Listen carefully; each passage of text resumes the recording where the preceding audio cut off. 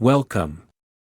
In this video, we'll walk through how to set up a master test protocol, also known as an MTP, for a new combination of a test and a method.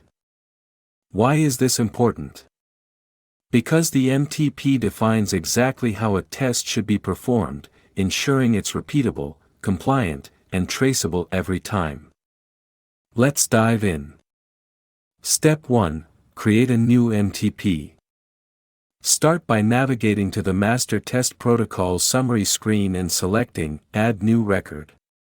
Choose the test and method from the drop-down menus, enter a unique protocol ID, and select the client and author.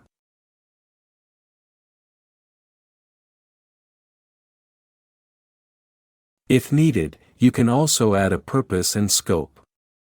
Once that's done, click Confirm to create your new master test protocol.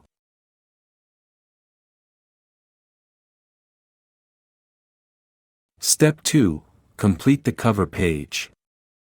After creating the MTP, open the cover page where you can update key information, upload a reference file, add a comment, or print the MTP for review. Step 3. Assign people and roles. Next, go to the Personnel tab. Here, you can add users who need access to the MTP and designate who will serve as approvers. Step 4. Assign actions. The Action tab allows you to assign tasks to individuals or external users who have permission to view the MTP.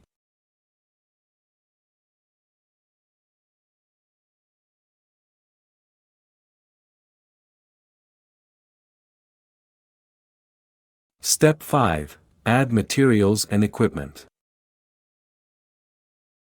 In the Materials tab, enter the materials required to execute the protocol. If you've set this up before, you can copy the list from an existing MTP.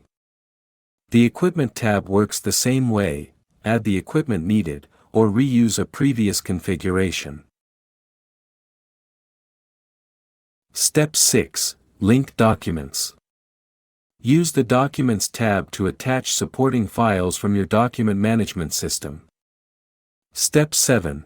Build the instructions.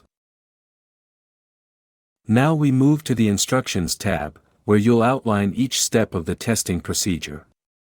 You can enter the step number and set predecessor rules if steps need to follow a specific order. At each step, you can assign a part number or select where inventory items or samples are updated.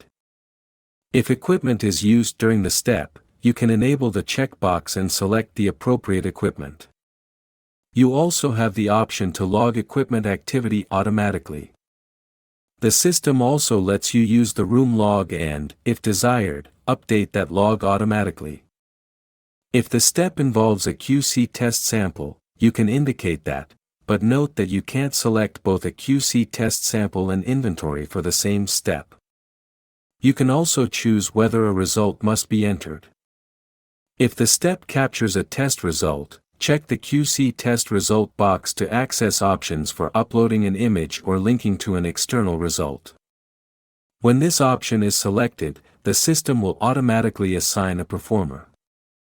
Enter a unit and click Confirm to complete this step. If you intend to capture analytical data on this step, you will need to create a dynamic field that can be used to record the data.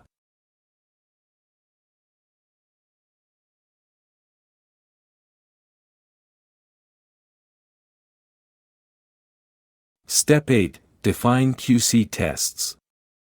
The QC Tests tab is where you link steps to the test results you want to collect. First, click Add New Record. Here is where you'll select the appropriate test step, define the test specification, select the result type, and check the COA box if you want the result to appear on the Certificate of Analysis. Step 9. Complete approvals.